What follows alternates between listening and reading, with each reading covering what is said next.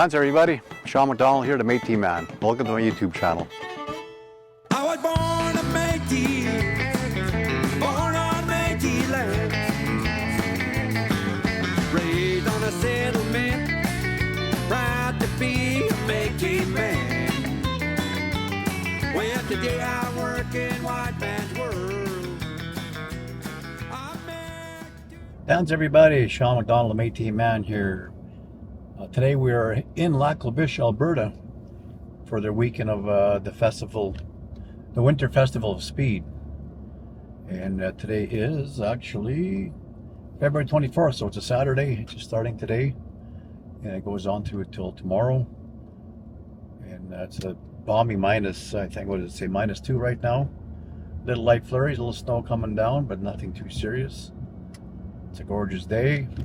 Got the cameras with us. Hopefully get an interview or two in. And let's see what it's all about so I can show you what it's all about here in beautiful Lac La Biche, my hometown. Let's flip this camera around here and show you what's going on. Alright, we just kind of finished driving through downtown. If you've seen my previous videos, I'm sure I showed it to you before. So let's go on down to the lake and see what they have going on for today. I did see scheduled events on Facebook. I'll have to check that out to see what time the races start. I do believe the races start at 1. But they got helicopter flights, plane flights, lots going on. Trapping tents, all of that stuff. So let's go check it out.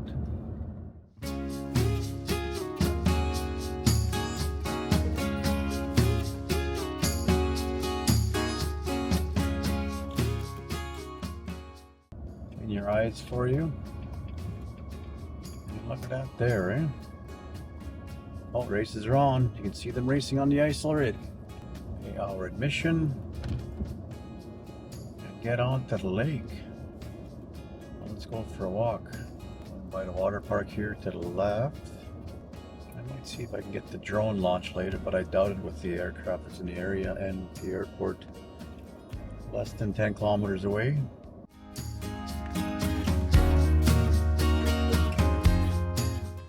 Here we are, Winter Festival of Speed, Lac La Biche Lake.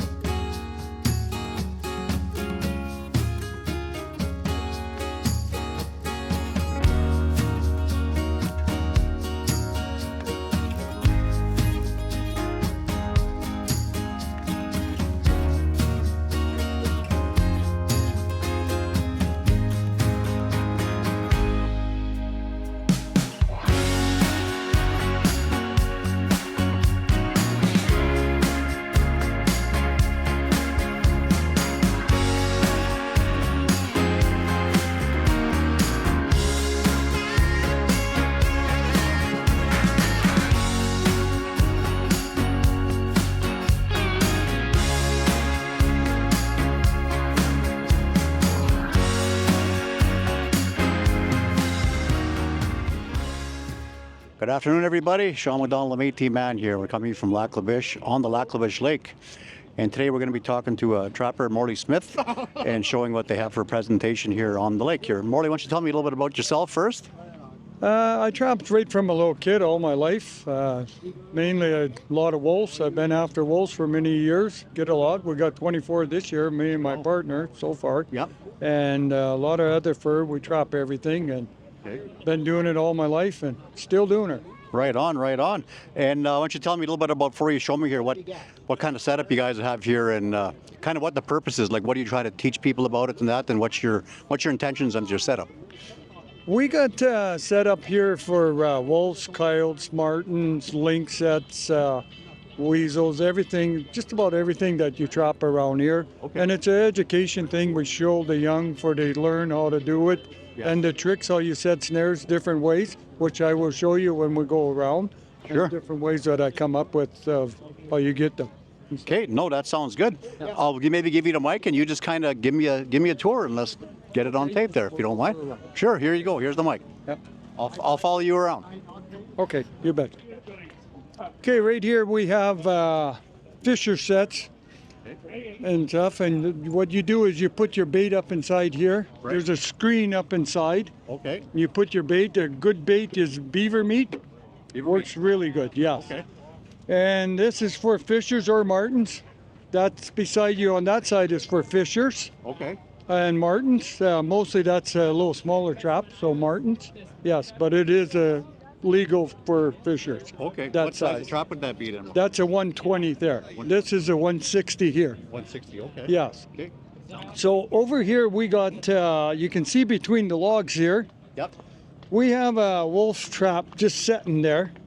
But usually you put it in that plastic and you put snow. So if a wolf traveling down on the trail here, you could look straight ahead. Yep. And if you see, if a wolf and he'd be traveling on the trail or into your bait station, he'd step over these logs and step into the trap. Right. Right. Yeah. Yeah, and then we'll go around here to the snares and carry on the circle here. Sure.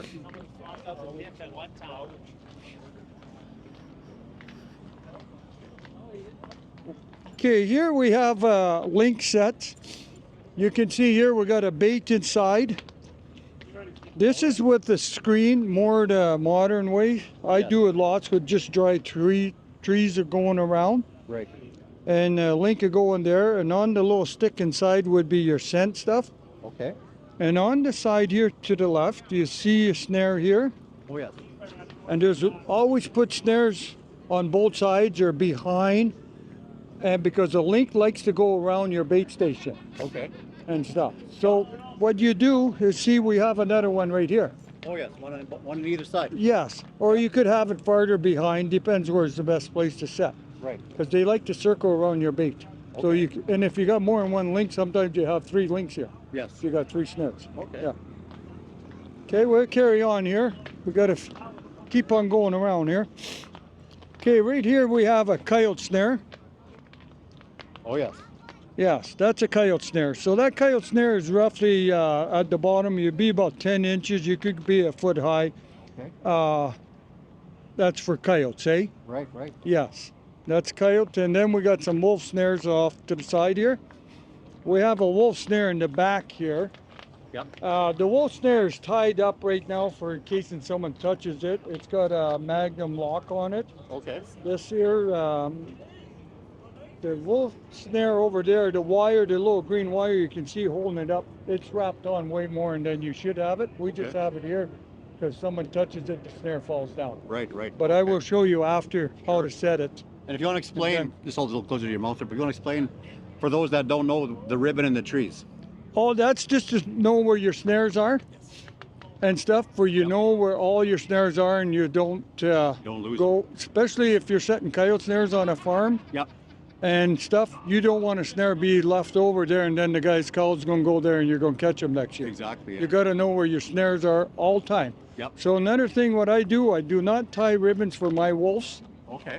I have a little ball and I put it on a tree. Yep. And I do the math work. If I put 20 snares, I mark it on that paper. Right. And say if I caught 4 wolves, I take the 4 wolves off, or if I added snow, snares, you just do the math work, because you go to that ball, and when you go to check your snares and pick them up, you know exactly if I got 30 snares, I got to pick 30 up. Okay. Or if it's 10 left or whatever. Yeah. You know, you got to do your math work. Yeah. Makes sense. Here we got some little weasel boxes. You'll see them all over. Leah put these down here. Yep. And stuff. The holes are on this side. There's a little weasel box, see? Yep. And then you got a big rat trap inside. Oh yes. So you see the little nail into the plastic here? Yep. I put that little nail in because you can put your bait on here, Yep. and then they don't pull it off easy. Okay. They and run pull away on with it. The traps got them right now. Yeah. They can't run away with it. Okay, Yes. that's a good setup. So that's what I do. Yeah. And then I'm going to show you some here. And I'll show you probably with this snare right here. Okay. Uh, You want me to hold that for you? yes, please. So right now I got a lot of wraps on here. That's not what you want when you're snaring anything. So You want it to easily slip off kind of thing. yeah, so what you do, you want your snare about that high on your knee or a little bit higher. Wolves are pretty tall. The snares look high. Yeah. You only want one wrap, not even a full wrap. See? Yeah. Like that. So you only want one for when you go. And this is another thing I come up with 20 some years ago because these locks would freeze. Right. So you go like this with your locks. They used to be like this and then they'd jam up here and they'd freeze. Right. Especially the ones with the teeth on them. So you go like this. You hold your lock up Yep. like that. And then, and not just that, when the wolf comes, look how easy that snare slides. Yeah, it just slides It right just down. slides Yeah. easy. Nice and free. Yes. Yeah. So it makes it helps it slide better and it don't freeze. Okay. Because if it freezes, you're never going to get your wolf Right, right. back out or something. Okay. So now I'm just going to wrap it here in case someone comes around because Yeah, just for show and tell kind of thing. yeah. So Okay. this is a 1,000-pound breakaway. Okay. We use the breakaways lots as the 1,000 pounds. You don't have to really use them, but they're good to use because if you catch a moose or a deer, they can break it and go. Right, no harm done to them. No harm done. They carry on and go. That's a good security. Yeah. Okay. What else you got here, Morley? Got more around here. We just carry on here and You betcha. keep going with it. Other little weasel bots. What's that one, sorry? That's a weasel bot. Okay, yep. And usually these weasel bots is, we just put them around here, but we usually always set them at the bottom of a marten bot. Yep. Yeah. Okay. But Leah was going around just setting them all over to Right. see. Yeah. Right here is a coyote snare. Oh yeah. Yeah, and these coyote snares got all your Magnum things here too and stuff on them. Yeah. I just got a safety wire on here for kids don't touch it and get their fingers. Yes. So it's all safety right now, eh? Yes. Yeah. Okay, So, no, very good. yeah. Carry on over here. Another little weasel bot. Oh, yeah. She's got lots of Yeah. them here. Yeah. Yeah. And then we got a coyote snare hiding here in the trees. There's a real good coyote snare. Yeah. You know, they're just sneaky through. They can't barely see that snare. Yeah, exactly. And then you got wolf snare way in the back there. There's Yeah. one way back and one right here beside us here to the right. Yeah. Right. It's just a small education demonstration thing. You Yeah. know, we put these trees up and stuff. Yeah. Yeah. Yeah. Yeah. Okay. Definitely. Well, thank you so much for the tour there, Morty. I really appreciate that. And you know, a lot of people that watch my channel, they don't know the heritage, you know, from most of our people right around the area here in Lac La Biche. And you know a little bit of the history of the fur trading days with the Métis and the people that were here years ago. Can you tell us a little bit for the people that don't know about the history of that? Well, the history of the Métis and trappers in this country, well, that's what made Canada, is the beavers that they come fur to fur Yes. and stuff. That's 400 some years ago. Yeah. And it still carries on, and it'd be nice that it always would carry on. Yeah. And the Métis trapped in this country like, well, I said 400 and some years. Yeah, for a long And maybe time. way before that even. Probably, yeah. You know? Yeah. And it's such a good thing. Look at me. You got the warmest things. Do Yep. this. We hand sew stuff. Wow, eh? And I will take you, show you. We have a fur shed here that we sew, and I hand sew myself. Okay. And I'm going to take you and show you some stuff. That's right. You're Stacy's partner, right? That's right. Yeah, I used Yes. to be some, but she does it more than that. I'm Okay. kind of a retired trapper. Right, right. Do the trapping. Okay. I'm No, the sounds trapper. good. Yeah. Okay, we'll go have a look. Retired of sewing. What next? You got to show me there, Morley? I'm going to show you one of my old ways of marten sets. Sure. Of the older ways. Me and my brother used to race with a chainsaw and make a bunch. Oh, really? Yeah. Yes, right here. It's just out of an old log, what's kind of rotten in center, and we Yep. take our chainsaws and stick the bar and give her and cut, and it's for martens or fishers. You Okay. put your bait in the back, and it's just Yeah. kind of natural. Yeah. And we used to do the other ones with the round logs and then put logs this way, and on top. Yeah. I just didn't make a set like that this year, but I should have. Okay. But this is one of my old ways of making stuff. That's pretty cool. Yeah, Yeah. you know, animals like the old natural way of anything. Yeah. Any kind of log, they like to crawl on it, Yep. check what there is or stuff. Yeah, a little nosy, right? So. Oh yeah, they're just great. So I'm going to take you over here to the fur place. Sure, please do. See how many people is here. Though it's kind of crowded, I Yeah, see, but that's okay. Just hold it kind of close to your mouth. Okay. okay, you betcha. This is Stacy right here. She's the one with her and I used to do the mitts together. She does it now Okay. and stuff. You can see the furs big time. We're showing the furs, what we do with the furs. We went around on the trapping and stuff. So this is like the hand sewing what I did. That's beautiful. Wow. You stitched all that by hand? All by hand. It's all by hand. You can take it all apart. You can wash the liners. Yeah. And her and I have been doing it for quite a few years now, but Stacy does it as a complete business. She has a card here. Tons of cards that you can see. All of her information's there. Yep. And see all the hats and all the mitts, everything she does.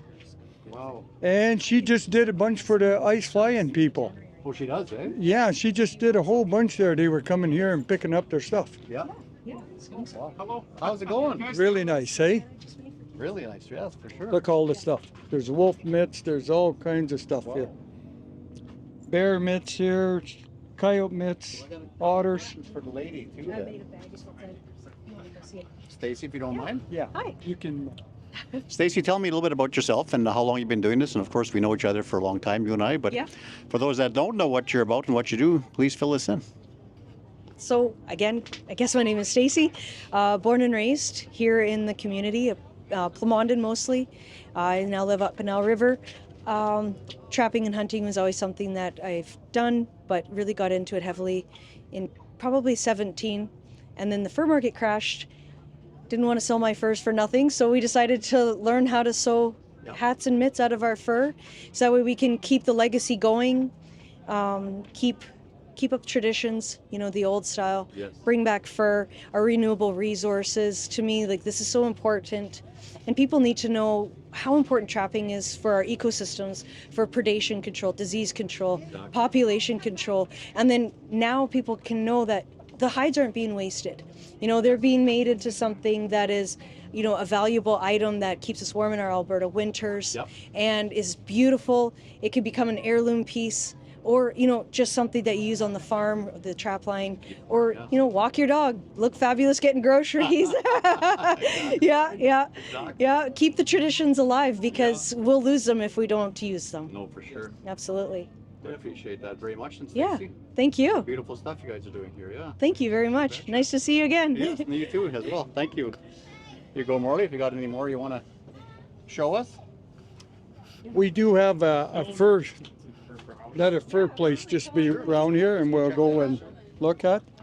Oh, we got Ronnie and Rick in here. So this is the fur after. This is our fur display for showing kids or showing anybody who wants to know what we do with furs. Yeah. This is all tanned already. So this fur, you could take it and make hats, mitts, jackets, whatever you wanted to make, mucklets and This would be stuff. kind of your skinning shack, right? Yeah, it would be kind of like it in a way, yes. So definitely, yes. And then there's always some stuffed animals. There's a little bit here and there. Oh, yeah. Yes, yes. So this is, we got a display here completely to show kids what fur is and what it is and what we can use it for. Like we're over at Stacy's there, and that's what it becomes. Yeah. We make a lot of stuff out of it. And it's a good quality to have. For sure. It's warm, everything. Tell us about the wolf and the bear here. Oh, that's a nice brown bear. I don't know which trappers it is. I think Nolan's maybe, or that's yours, Rick? Okay, that's Rick's brown bear. Is there a story behind that, Rick? Not really, no interesting story anyway. Oh, there's always an interesting story. And then we got Nolan here, so he can tell you with the wolf, because that's a pretty rare wolf. Look at that wolf. The coloration. It's got all the different colors in it. So I no know one this will character tell here. you. I know this character here, so it's Yeah. good to see you, Johnny. Yeah, You too, Shawn. he will let you know exactly what's. Sure. Tell me about the wolf. Tell me the story. Scoot on over there and tell me the story. Holy smokes, I'm not a good talker. You're a good But I was, You gotta be a good listener. oh wow. I was checking snares and I came, the first snare I came to was a big black, Yeah. black female. Next snare I came to was a big gray male.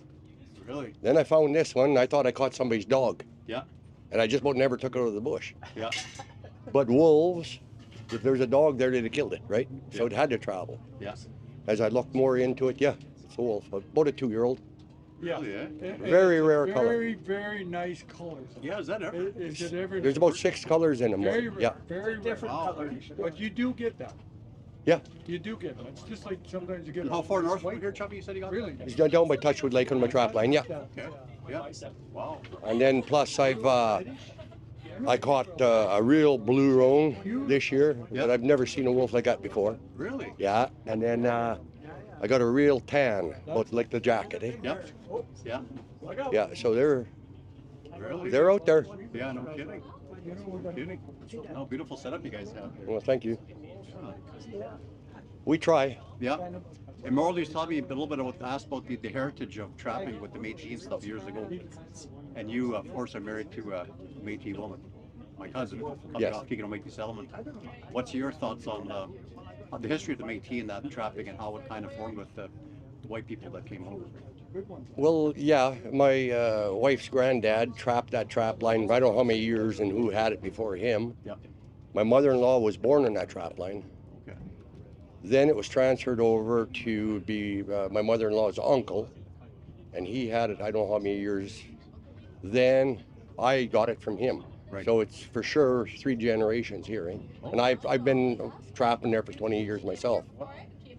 But a lot of fur through the Métis come over that country. Yeah. Yeah, for sure. Yeah. Lots of beaver. Yeah. Yeah. Does that tie into the mink farms somehow I back in the got day? your moccasins trying to dry. Now that's a good question, Shawn. Yeah. I don't know that much about it. Morley maybe can answer, maybe Ronnie here. Yeah. My question was there, guys, about the mink farms that used to be back in the day, right? Who would be providing that? Like before they actually had the farms, right? Would the Métis would have been involved in that too? Ron, maybe you would know that? There's only one that I know of. It was George Cardinal. Oh, Chosky's there from? No, No, no. different George Cardinal. He used to trap at Margie, and then he had a even mink at the north end of Wapow Oh, okay. Yeah, at one time. yeah. Okay. And they supplied a lot of the mink ranchers. Well, they had a few of their own. Yeah. Oh, okay. They had a mink farm, yeah. Yeah. They did, eh? Okay. No, good to know. That was a tie-in. At one time, there was a lot of mink here, so the trappers would catch a lot of mink Yeah. and sell it on the market and stuff. Oh, okay. But when the minks went down and stuff, they started all these mink ranches. Yeah. The reason why, I guess, these lakes were good for fish, probably for feed. Lakes, Yeah. there was lots of fish, yeah. Yeah. Anytime you got good lakes like this for a lot of fish and stuff, they used it for the mink ranches, Yeah. Tulabee and stuff. Eh? And Lac La Biche was a big place. It for was a fish. big because look, there was Oh, really? 40 That's some Lac La mink Biche was made. ranchers around Yeah. here. Okay. Yeah, it was a big thing. All around here, big time. Yeah, Okay. Interesting. yeah, it is. Yeah, very interesting. Now I suppose you want to buy a trap line. I'll take yours when you're folding. Oh, it might be tomorrow. Might be tomorrow, Shawn. Keep it in the family. Yeah. That's what we need. Sign this, no. Yeah, sign this. Yeah. Uncle Chummy.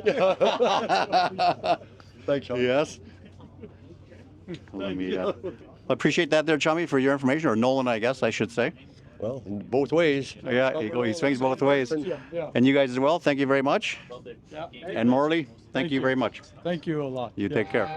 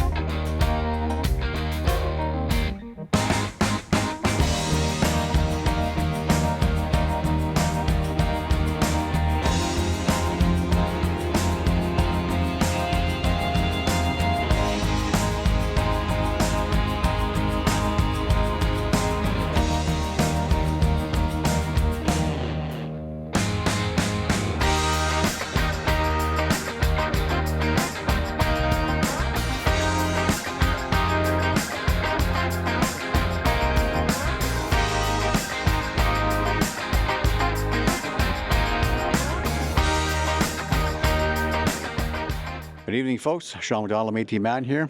Tonight here I'm joined with Mr. Shawn Anderson from Rich Lake, and he was entered into the ice races here. That was today, the weekend of the Festival of Speed here in Lac La Biche. So Shawn, tell me first of all, how did you first get interested in ice racing? Oh, well, you know, my Papa Ken, he's the one who started the ice races some 41 years ago. I didn't know until about 2 days ago that I was racing. I was just, you know, sitting in my truck, and he phoned me. He just said, you know, you're in the ice races. You're racing for IGA, Crescent Drugs. So I was like, all right, sounds good. Right on, right on. And tell me, today was your first time when we videoed there. That your first race, your first time out ever? We did a practice race yesterday, but that was about it. But yeah, today was my first actual race. And how did you feel? Was it kind of exhilarating, or you probably used to stuff like that, being a country boy, getting in trouble with a vehicle, right? So. Of course, you know, the back roads, they train me for moments like these, you know. Finally got out in an actual rig, you know, just slammed some gears, passed some people. It was good. It was a good time. Right on. No, a lot of people showed up, and that was a good race.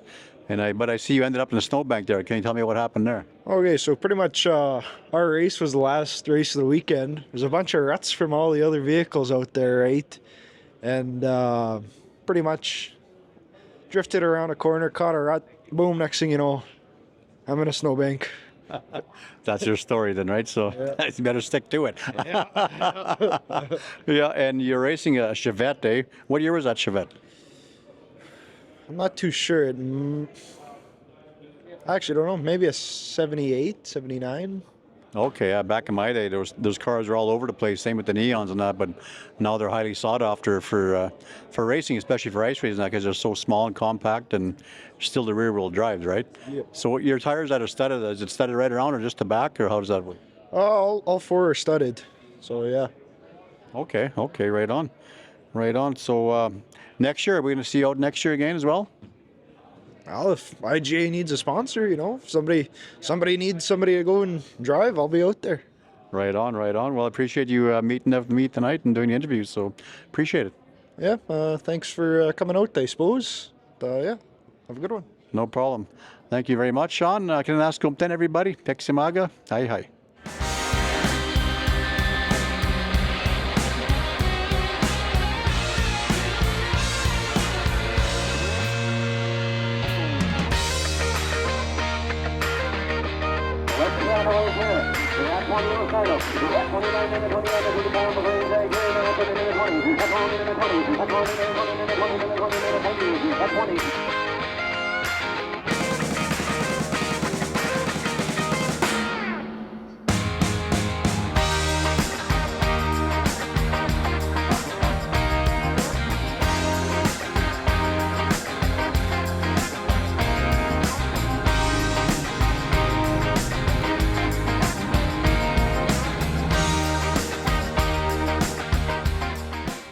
Well, there you have it, folks. Thanks for joining me. Another edition of the Métis Man.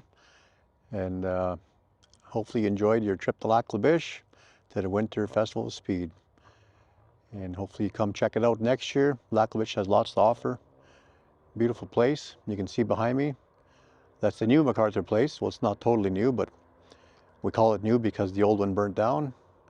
It used to be a general hospital, and before that it was a hotel. It served a lot of purposes, but it burnt down. I was actually born in a hospital. It didn't burn down because of that, but it's a beautiful building behind us there, the main structure here in Lac La Biche. So again, thanks for joining me here in Lac La Biche, and we'll see you again next time on the Métis Man. Ekoski Maka, Kinanâskomitin. Take care, Métis Man out. Thank you very much for watching, everybody. If you like this video, like and subscribe and share, and we'll see you next time. Ekoski Maka, hi.